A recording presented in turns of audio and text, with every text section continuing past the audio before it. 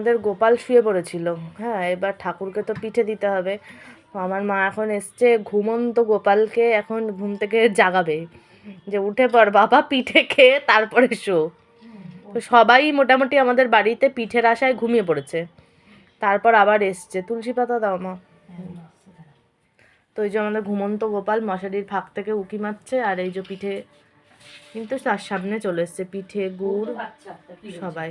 ছোট মানুষ তো শুয়ে পড়েছিল, পিঠে হচ্ছে না বলে কতক্ষণ জেগে থাকবো। তো আমি বললাম একটুখানি ঘুমিয়ে নিক, তারপরে তুলে তুমি পিঠে দিয়ে দিও। তো তুলে ওই যে মা এখন গপুকে পিঠে দিচ্ছে, আবার শুয়ে দিয়ে চলে যাবে। আমি ওগুলোকে তুলে আসবো।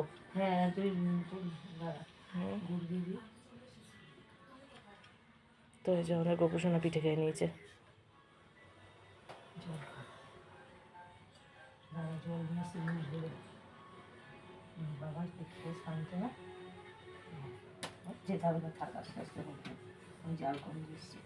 মুখটা ধুয়ে দিই,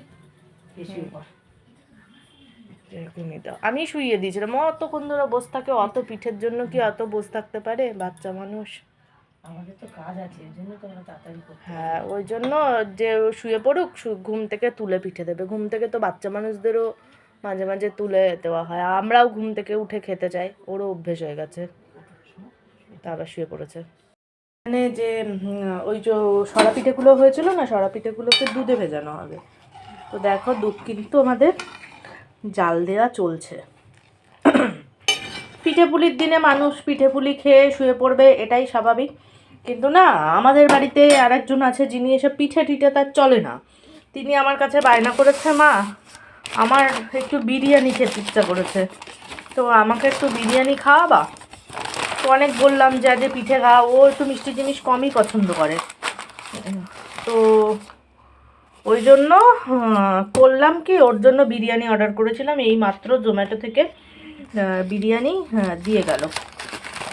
তো এই যে বিরিয়ানি দিয়ে গেছে, ও রাত্রিরে বিরিয়ানি খেয়ে নেবে। এতটা বিরিয়ানিও খেতে পারবে না।